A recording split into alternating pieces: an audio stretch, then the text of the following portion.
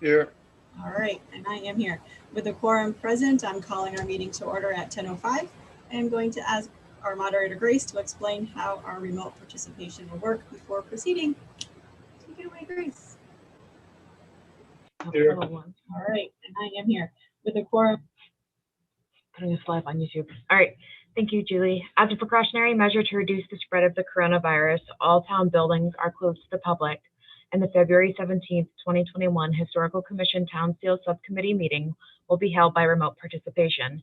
My name is Grace Rogers, and I'm the Office Administrator for the Yarmouth Historical Commission and will be serving as moderator for this virtual meeting.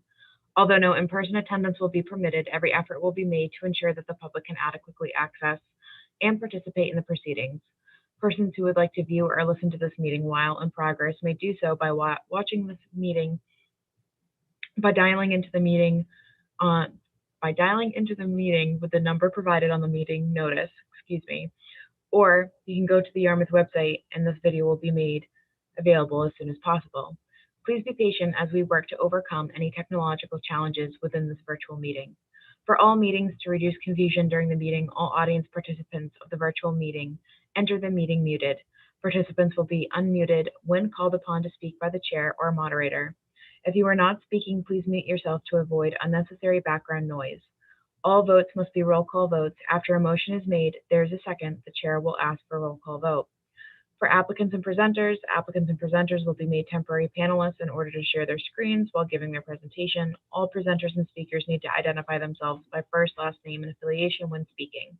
Non-presenting applicants can use the raise hand button or press *9 on their phone to identify themselves to the chair.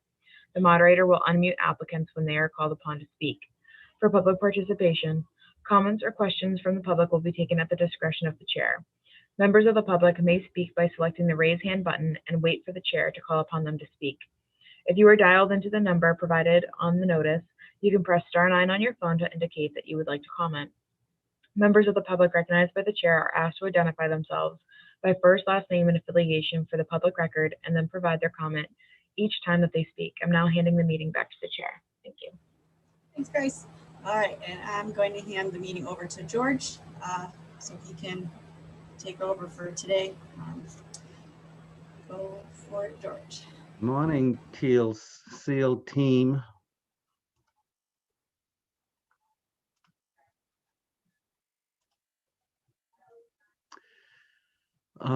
So to facilitate the meeting today, I just put together a bullet format just to give us a chance to update, not in tremendous detail, but just to, talk through what we know, some of the things that we might need additional research on, and then looking forward. So if the members agree, we'll follow this format. Bob, Jack? I'm having a little trouble reading it. I'm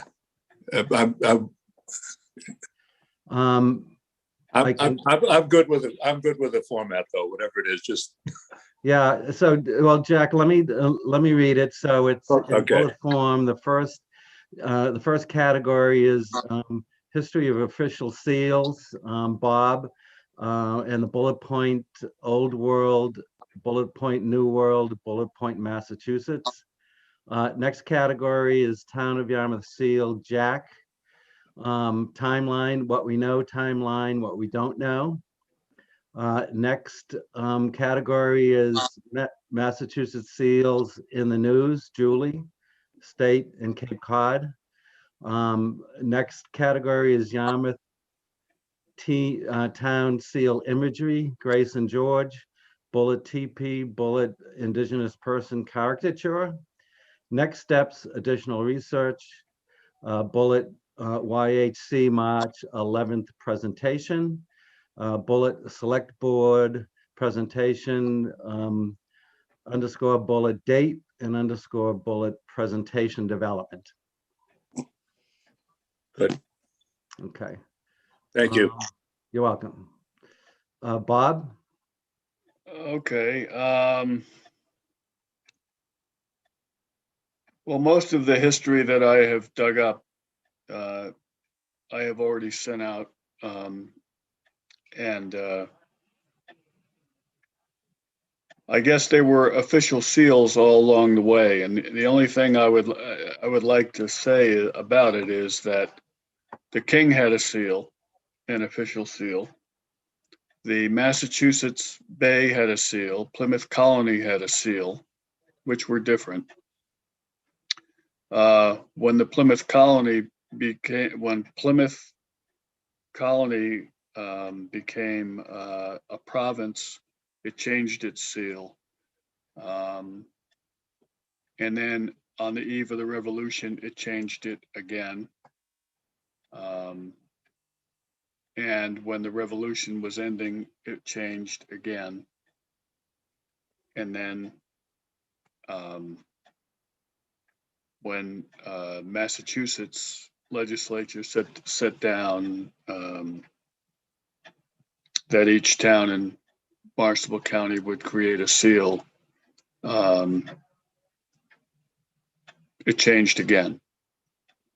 What we don't know is if there was a prior seal to the current seal at Yarmouth. To the best of our knowledge, the Yarmouth seal has never been changed.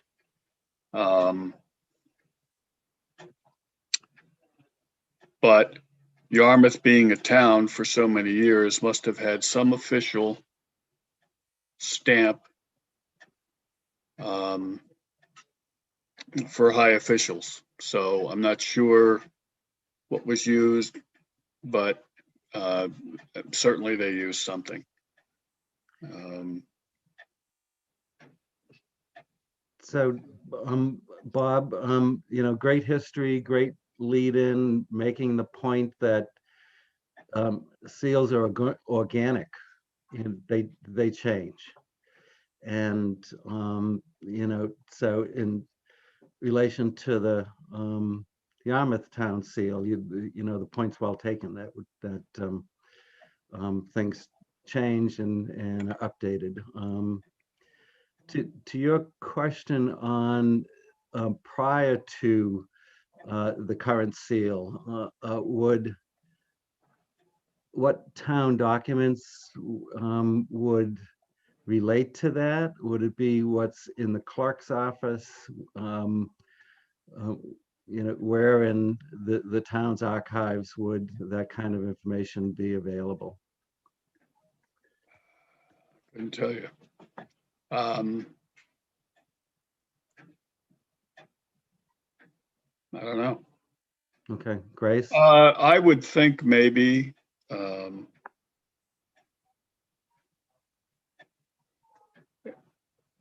in the division of lands, there might have been something official in 1713, but when I reviewed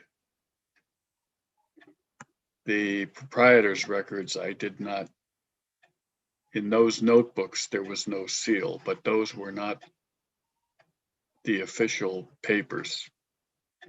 So I would say that most official papers coming from Yarmouth, being stamped by Yarmouth, may not be in the possession of anybody in Yarmouth, if you know what I mean. So would the initial seals be, the woodcut, and that would seal on wax, or is that? Yeah, that would have been probably one form of that. Yeah. Okay. All right. Any questions from input from any of the other team? Yeah, I just one more thing. I stayed away. I stayed to the argument of precedent. My feeling is that when we go in front of the selectmen, we shouldn't have a predisposed mind about it by saying there are errors or there are this or there are that. I think that comes maybe in phase 2. But I think what we're trying to do, and this is just my opinion, is to say that there is enough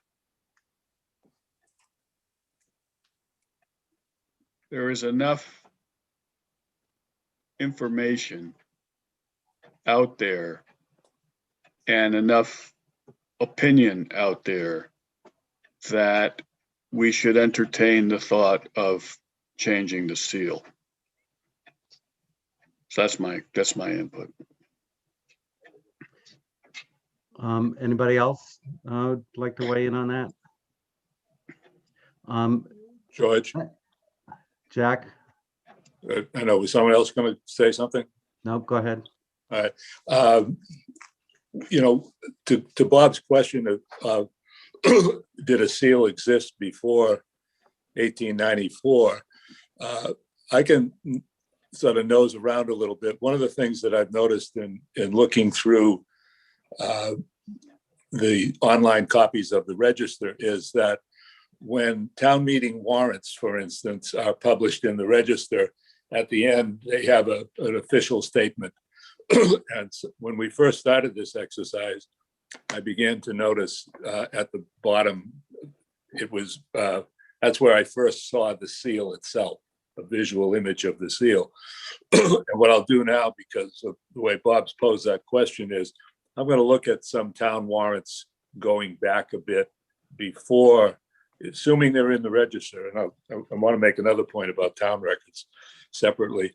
But assuming the town warrants are in the record, I'm going to start looking just at finding those in the Sturgis archives of the register and seeing if at the bottom they're signed with seals, with a signature and a seal.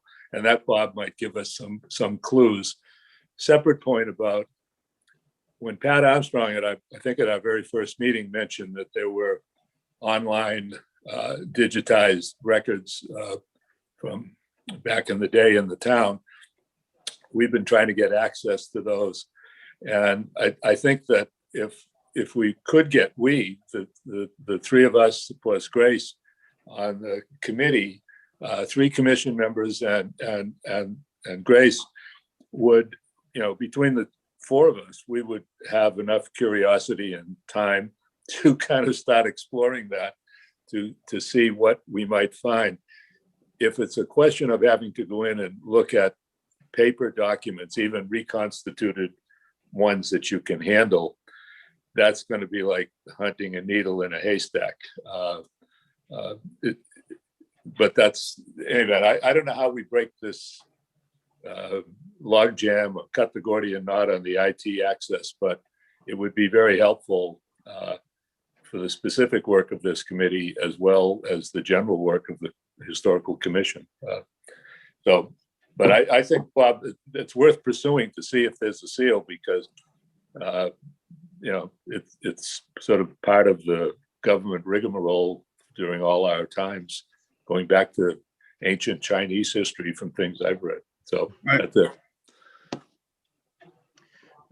Thanks, Jack, and duly noted. And I would include that under next steps, additional research as a bullet item and an actionable item. So we have had this in a discussion in the past, and I think all of our collective research that we've been able to do, digitally we've done. So so that's hopefully a resource we can mine and exhaust. So thank you. Jack, you're up on the timeline. Okay, everybody's got a copy of that I sent around. See if I make corrections in it yesterday when I realized that I was using faulty information, secondhand hearsay, if you will, or maybe even a typo. We've got the basic information. Julie most properly got me to add an ending to this. We have the beginning in 1892, and we have the ending here in 2020 and 2021 when the Historical Commission was asked to conduct an investigation in here. The things that I'm missing from the timeline are the answers to the questions of why did the town of Yarmouth decide at its own initiative ahead of the state mandate to create a seal, the one that we see in use today, and who did it, and who designed it, who among the selectmen, I would assume, directed the activities. Those are the missing points. I don't know if this matters. I think it does to some degree to understand motivation and intentions. It adds a sort of granular details of how this came about, what people were thinking of in 1894 when this became the first official seal that we know about. It would help us understand the original motivation, and it might help even guide thinking going forward if the decision is made to come up with a redesigned town seal, because it would give us clues to what's worth saving.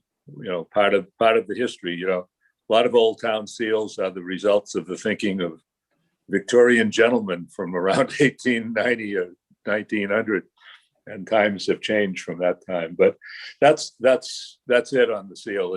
I think it's the timeline.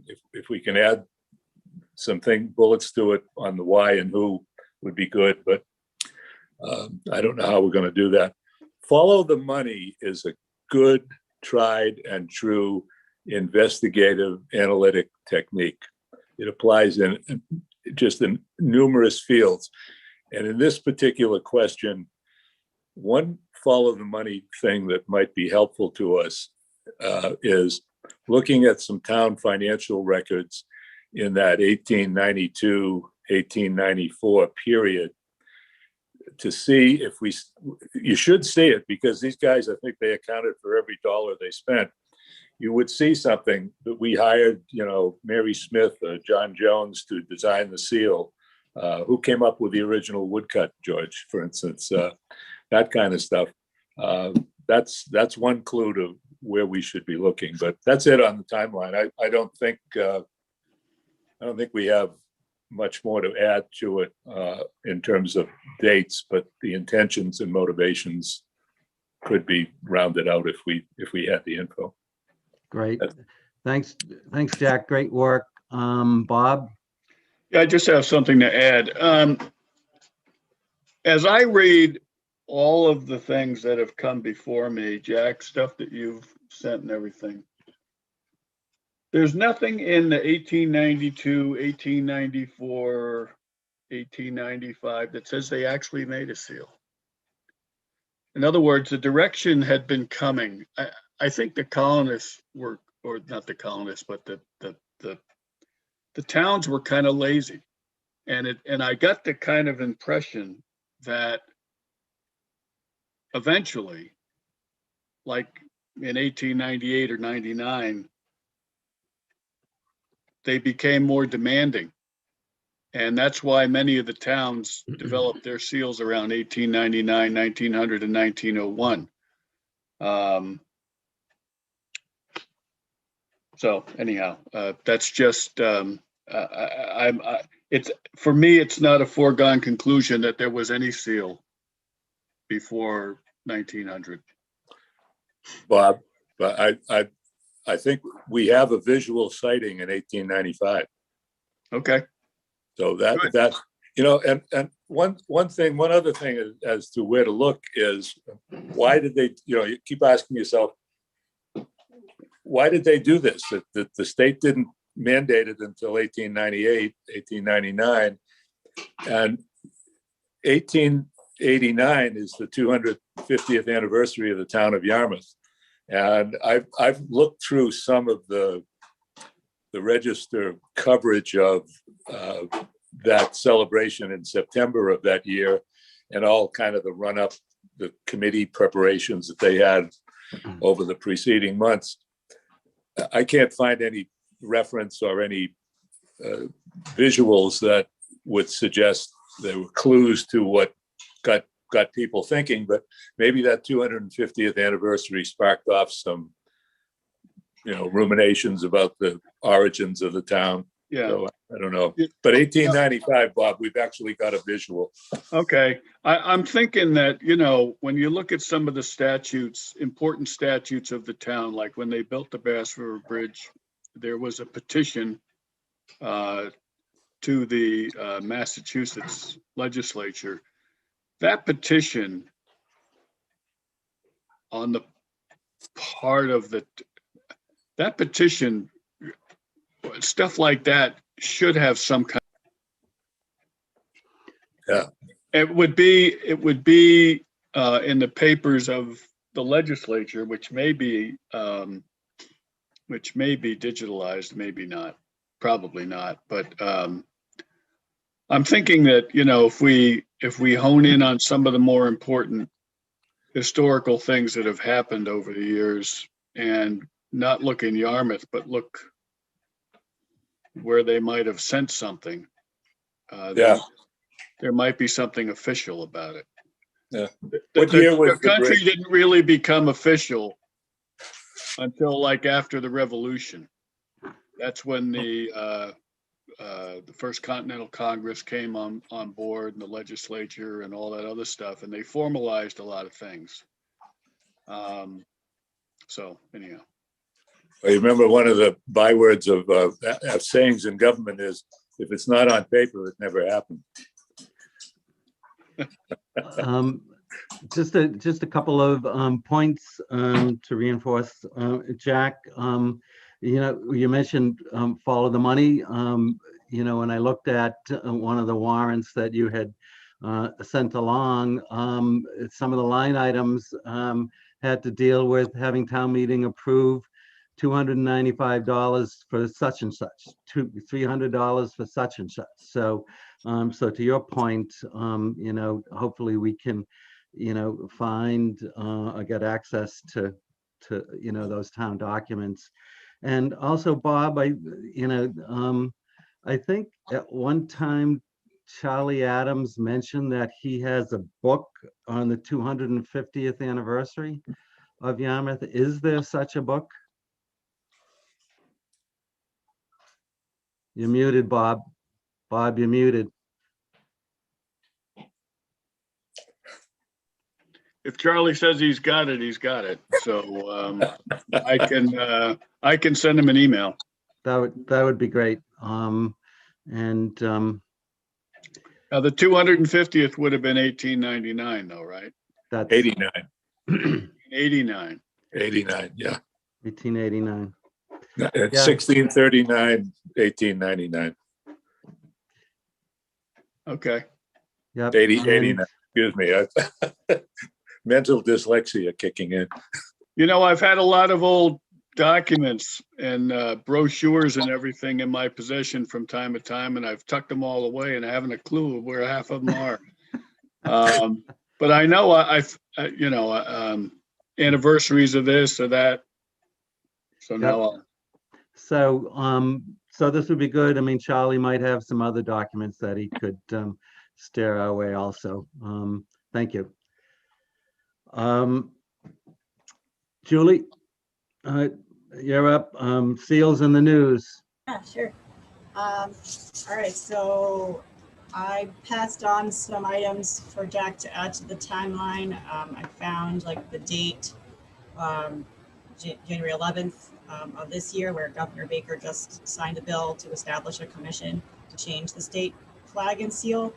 And of course, they've also, they've been working on that for quite a long time, probably since like the 80s or even earlier. So that's kind of a really cool thing that's happening like right now, which puts more kind of, I don't know, gives us some backing to what we're doing. It kind of goes along with it. It's a nice backup.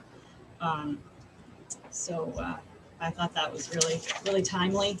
And I know there's still lots of seal issues going on in the seals on the Cape.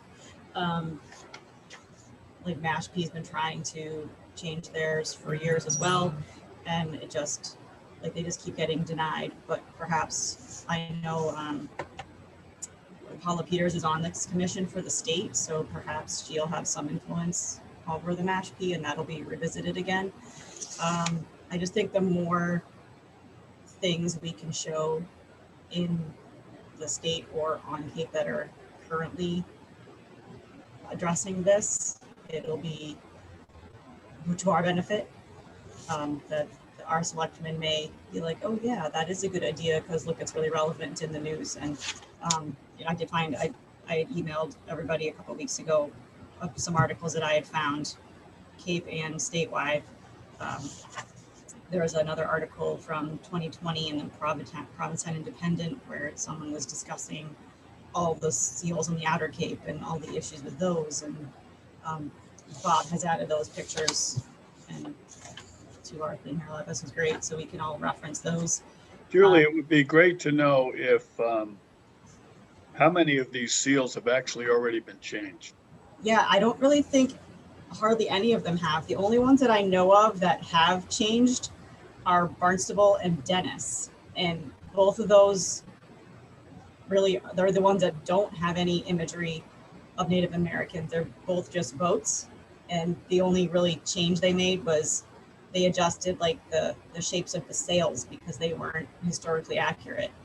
And but otherwise, it's all just talk and hope, and we know this needs to change, but no one has gone forward to actually change it.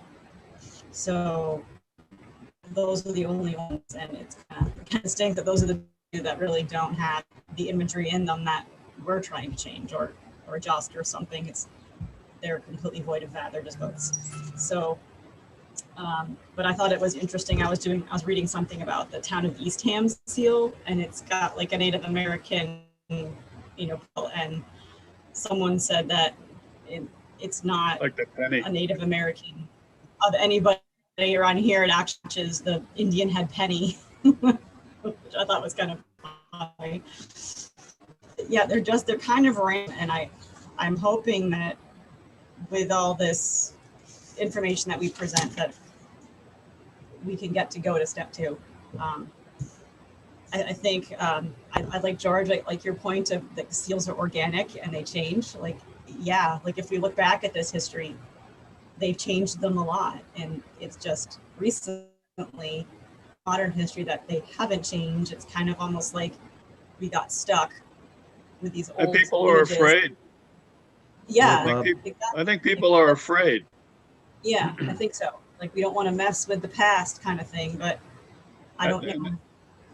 I don't think we're trying to like make such drastic changes that will erase history. I think we're just trying to update to make it not offensive.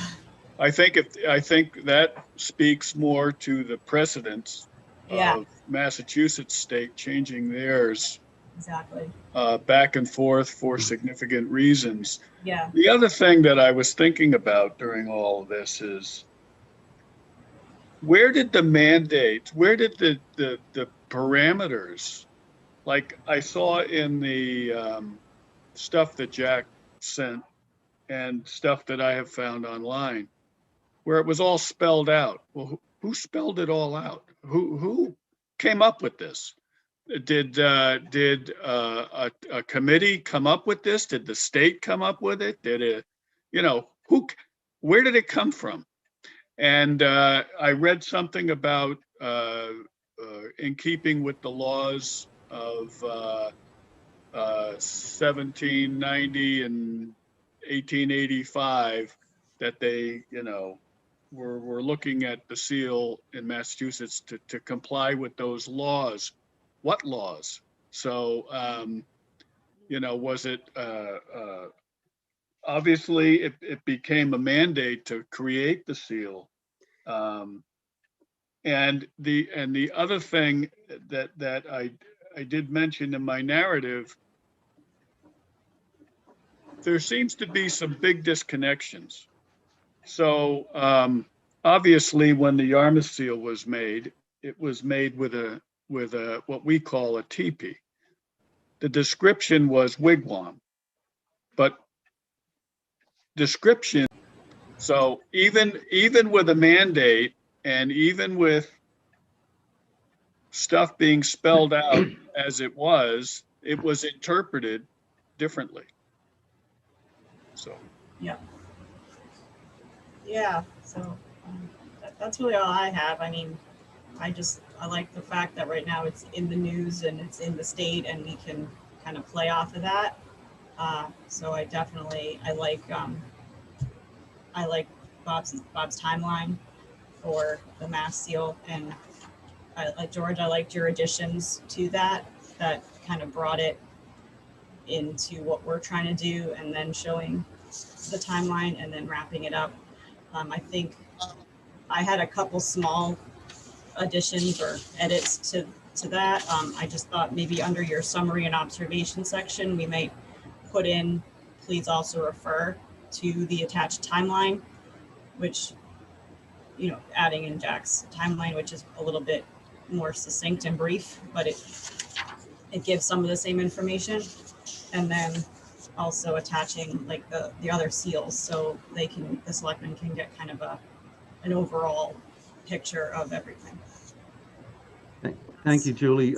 Great research. And just as a reminder to the team, if you could, before you speak, say your name so I can know where things break in the the output. Also, just to button up a few things, Bob, your points on the imagery would fit in with what Grace and I ultimately will look to try to detail and give information on. Julie, when we talk about seals, one of the things that we clearly want to point out is what's in the news about seals that are changing on the Cape, and especially those Cape seals that have imagery similar to ours.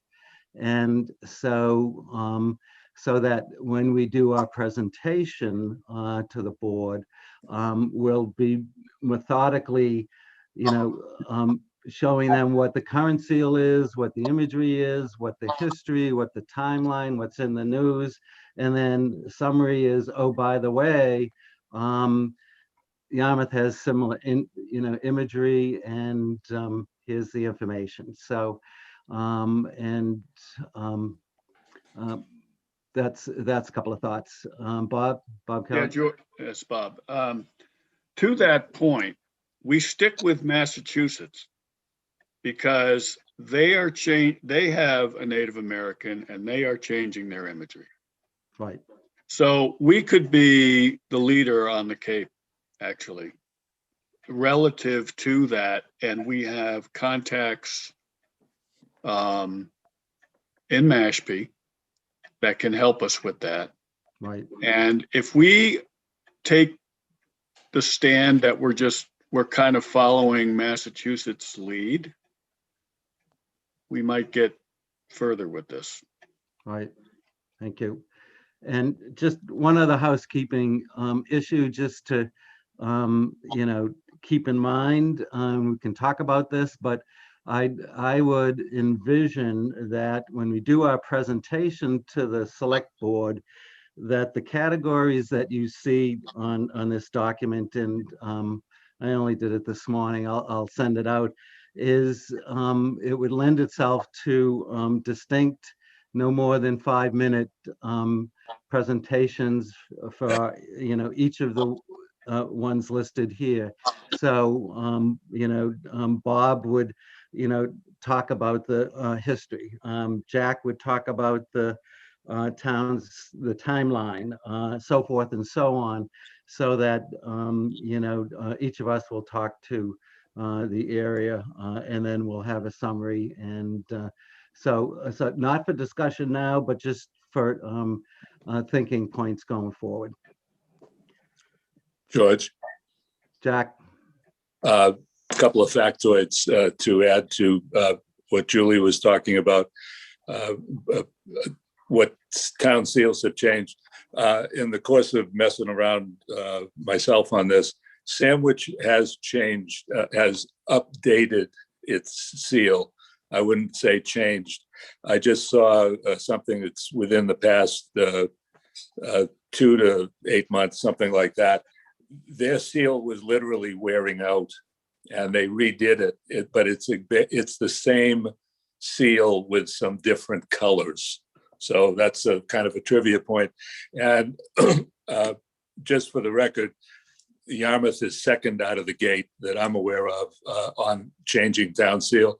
Mashpee has got a process, excuse me, that's already underway.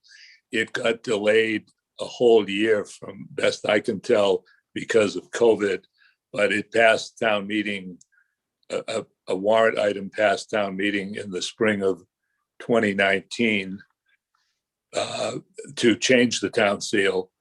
And the selectmen took its first action in December of 2019 or January of 2020 to form a commission, which was only included one member of that town's historical commission. And then the COVID shut the whole thing down, but they've reinstituted that process just recently within the past month or so. So they're underway, and they have a seal that is quite controversial. Well, I shouldn't say controversial. Yeah, it's controversial. I guess that's as good a word as any.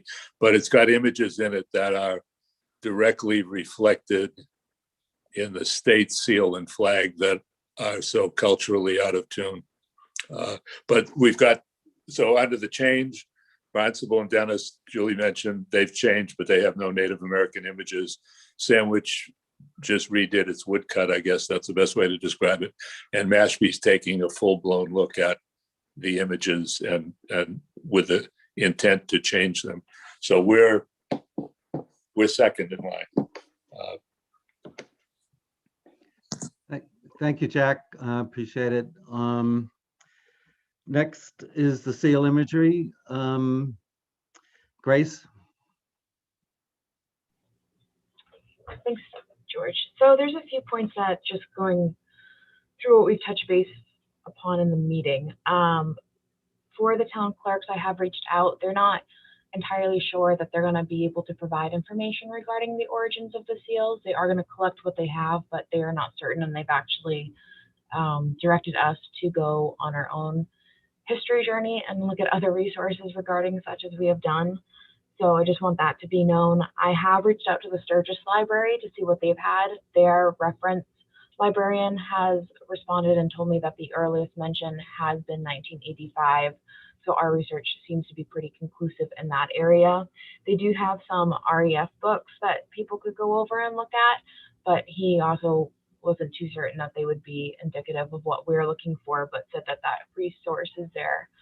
I've looked at the State Library for Massachusetts and to see what they have. They actually have a pretty comprehensive history on the state seals. I haven't been able to send all that out yet because I've been collecting all of it in hopes to have more of a comprehensive package. But to answer some of the questions earlier, it seems as though Massachusetts was actually first given the right to create a seal by, I believe, King Charles in 1692. And from what I know of town seals, going back into the Europe tradition, most of the time you have town seals is because of either trade, taxes, or some other legal document representing a town in whole. So I'm not entirely surprised that King Charles gave the colonies that autonomy to do such. The next time that it was changed, according to the State Library, was 1780. And that's where the town seal or the city seal that they have, or the state seal, excuse me, that they have now was first created. And then it wasn't amended until 1899, as we know, when everybody was then required, everybody being towns and cities, to have their own seals. I'm not entirely surprised by that timeline. I mean, that's relatively, it's relatively early, I think, in history. I think it's pretty late for the state to do that, in my opinion, but understanding the way that things were still being shipped and traded at that time via train and ship, I'm not entirely surprised in the autonomy coming from the reorganization of land, especially after the Civil War and the Reconstruction era. I'm not surprised by that mandate.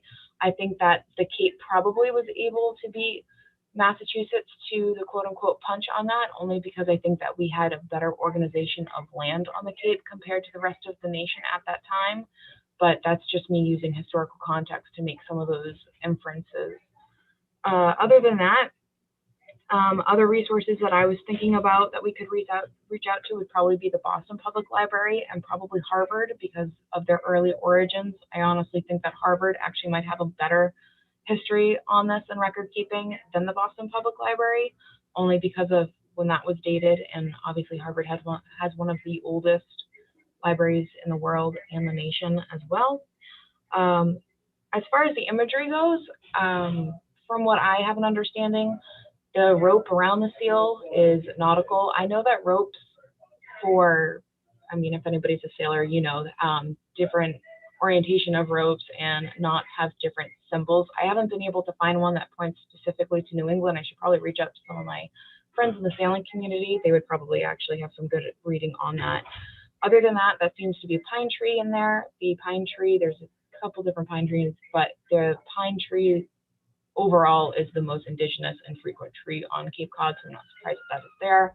In the background, having the lighthouse, probably Great Island, and the boat seems to be fitting for me as a historian looking at it, because I'm just doing a topical observation, nothing going that into depth. I think my point of contention would be the way that the Native American is obviously dressed, and the dwelling behind the Native American is, in my opinion, through imagery and symbolism, is not consistent, accurate to the culture or the history. So that's what I have. Just to add a point, Grace, I did some research on, you know, the state seal and flag, and the flag on the obverse side, it's been changed now, was a pine tree. And it was noted that the pine tree was important because it was important from a logging standpoint. So again, whether whoever created this at the turn of the century was knowledgeable about, you know, logging in the pine tree and kind of borrowed it from the state, but I mean, we'll never know. But the, you know, the pine tree was important, obviously on a state level. Thanks, Grace. Great research.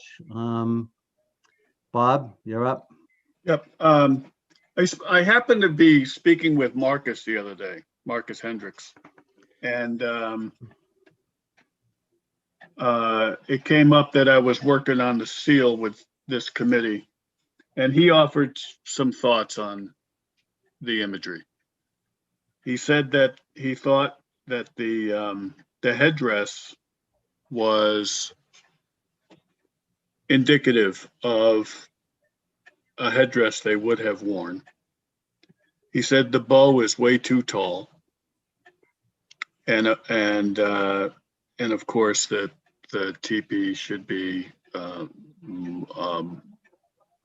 more round and, you know, not a canvas type of a thing. So anyhow, it looks to me like they tried to cram some things into this seal. You know, it's kind of like you have to strain your eye to see the lighthouse in the, you know, in the background, and the ship. So I mean, I can understand the ship. Fishing and freighting was the #1 industry in Yarmouth for many, many years. Lighthouses, I don't know.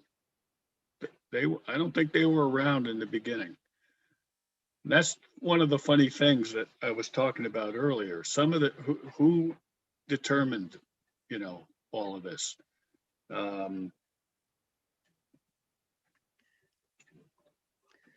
Yep, and thanks, Bob. And that, and again, that's part of the trying to firm up the who. What we started with was who, what, when, where, and why. So those are the kind of overarching questions, and we fill them in as best we can. And Bob? Yeah, one other thing, sorry. If you could get a response from Miss Peters on what she thinks of the current imagery,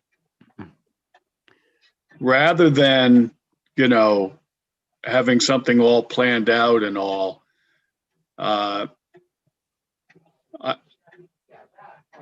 I really feel that's part of a phase two, but if that it's right off the get-go, she's, you know, she has questions. That might be, you know, that might be worth saying something. I don't know. Yes, and as I had sent out, you know, an initial email to Ms. Peters, and she did respond back, which I shared with the members of the commission, and asked if she would be available for our last meeting, and obviously she wasn't able to meet. I then followed up with an additional email mentioning that I'm sure she's very busy with her business and with her involvement with working on the state seal, and that if it worked for her, if she could send us her written comments. So that has been sent out, and so I have buttoned that up, Bob, and we'll wait on Miss Peters. And Right. This is Bob again. I think there's going to be a lot of different layers in this thing. So, you know, what we go to the selectmen with is one thing. What we end up compiling after that is another thing. And then what eventually ends up going to the town will be yes, something else. And, you know, people are funny. You know, if they think we're doing this to be politically correct, there could be an adverse effect in the vote, which is probably why Mashpea's had so much trouble over the years. And I don't know that for a fact. So I'm just kind of throwing that out there. yep, I hear you. And as Mark Forrest had asked us, which was to be thorough, methodical, list out the facts, and if we do hear you know, from Miss Peters, that would be great. However, we have out in the public record her comments about like seals on the Cape that you know, she has concerns with, so we can reference that. But you're absolutely right. We're doing this by the numbers. George, Jack?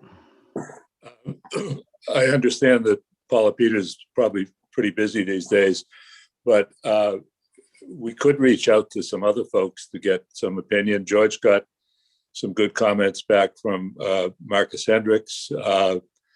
George, you and I have met some people at the Mashpee Wampanoag Tribal Historic Preservation Office that we could reach out to get some feedback along the lines of the questions that are the comments that Marcus offered Bob about the headdress and the bow and the teepee.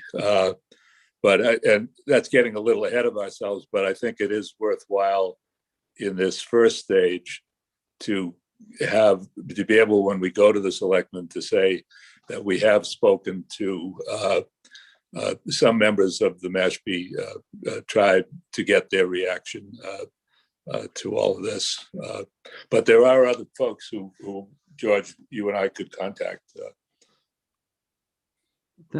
Thanks, Jack. And we can, you know, further discuss that, and we do have time, and to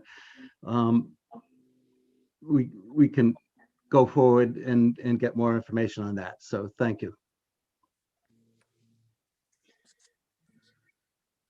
Okay, so we're coming up onto an hour. So, to recap on the next steps, we've discussed, additional research in each of our areas.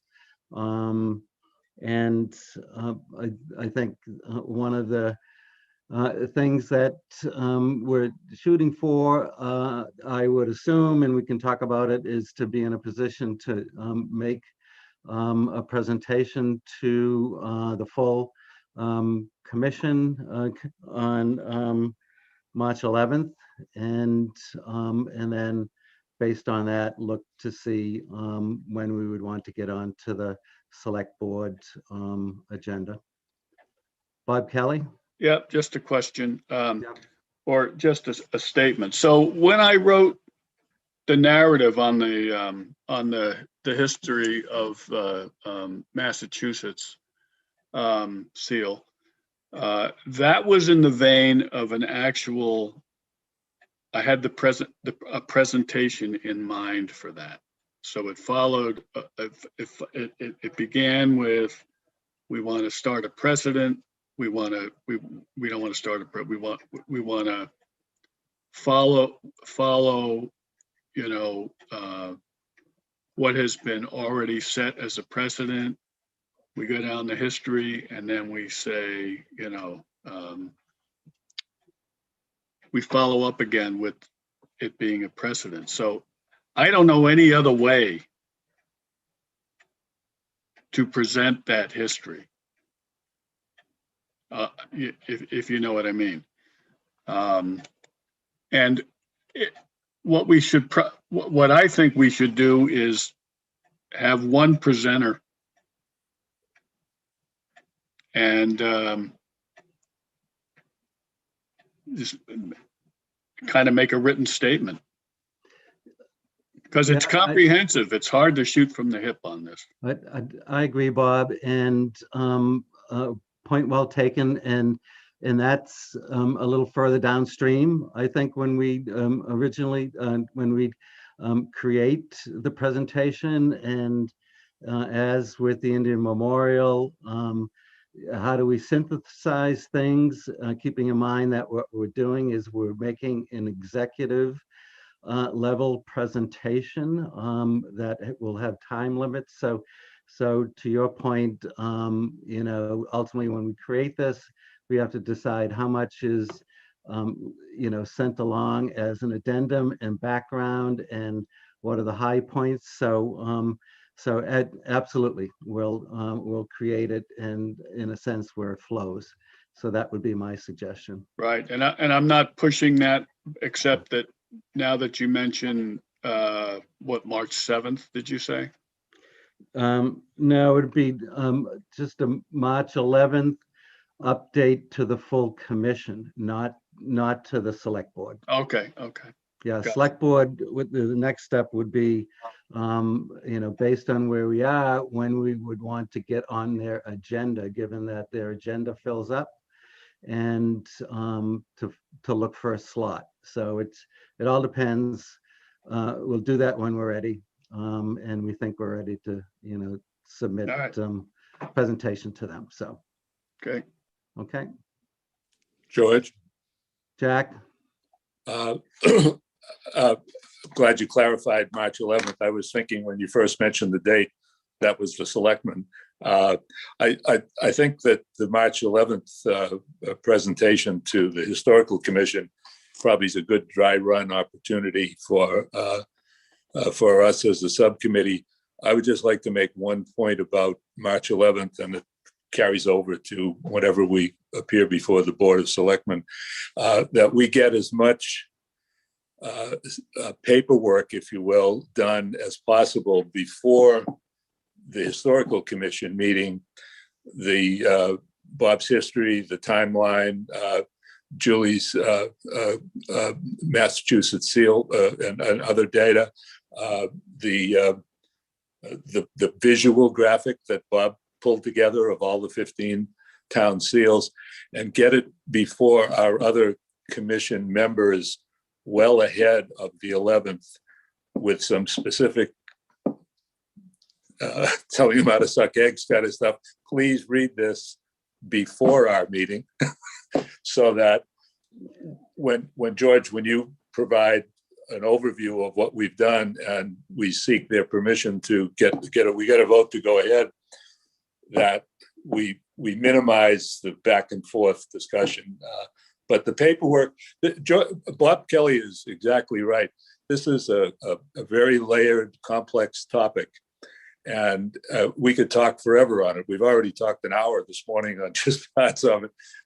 So it puts a premium on, before the Board of Selectmen and even for our full commission report, a 5 or 10 minute presentation with backup documents that people can call on.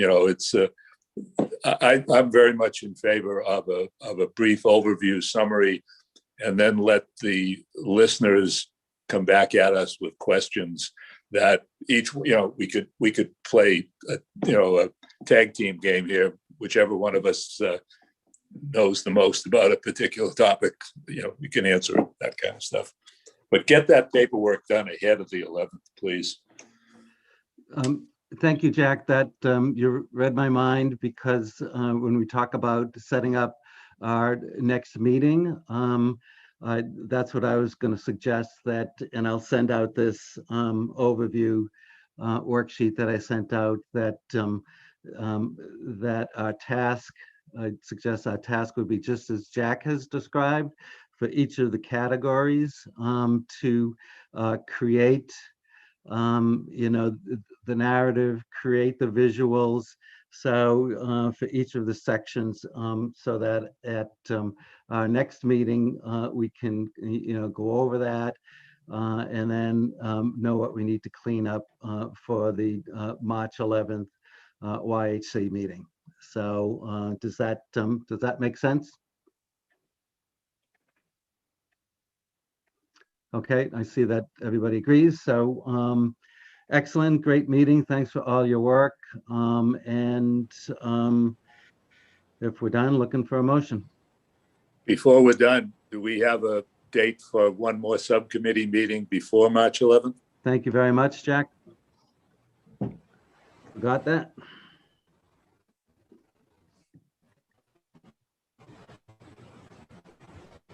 When is our next full committee commission meeting? Is it March 11th? 25th. No, we don't. Are we leave one on still the on? 25th. No, we're no longer meeting on the 25th, Bob. Oh, okay. March 11th is our next full commission meeting. Yeah. Hey, Grace, not to create more work for you, but given the change that we made at our last full commission meeting, is it possible that you could send out a updated list of our scheduled commission meetings? Yes. Thank you. So We could meet on the 25th.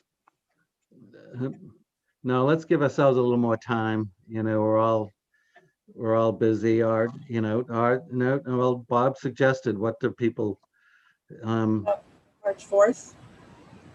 huh? March 4th. So we have to put something together to present to our commission. Right. So if we do it March 4th, we only have a week, Right. Yeah. and they need to get it Right. 3 or 4 days in advance. Julie, That's why based on your calendar and work schedule, what works best for you? I mean, we could do the 25th if that works for everybody else. I'm okay with that. Comments on the 25th? Works for me. Yeah, I think that works. Hell, when you're retired, anything and there's a pandemic going on, anything practically works. The deadline to set, we know the meeting's on the 11th. We know that we want to get paperwork out in advance. So the deadline we should set for ourselves to prepare the paperwork is the date we want to have this material go to the full commission meeting. So if we meet on the 25th, we can we can, do we want to have all our material prepared on the 25th? We can finalize it 1 week later, and then that gives a week for it to go out to the commission. Yeah, okay, so we don't even have to meet to finalize it. We could have the documents, whatever documents each one of us will prepare for the 25th. And then any changes we can take care of online. And then do we want, we should pick a date that we want this stuff to go out to committee members, maybe the 8th.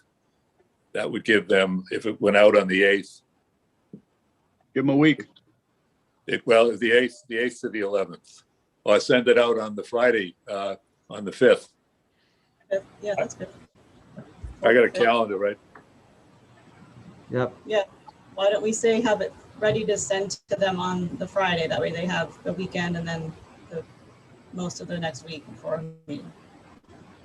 Okay, so we meet on the 25th, and our deadline for getting the background material ready to go out on the wire is the 5th. Yes.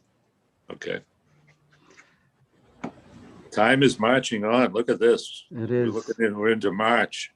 I'm looking at my calendar, and there's still an old date on it. It says the 28th of February. I'm supposed to arrive in Florida, but that ain't happening. Okay. Okay. And Grace, is this okay with your schedule? Yep, that's fine. Okay, great. Thank you. So, thank you guys. Great job. Looking for a motion to adjourn. I motion we adjourn. I'll second. I agree. All those in favor? All right. Jack, Julie, Bob,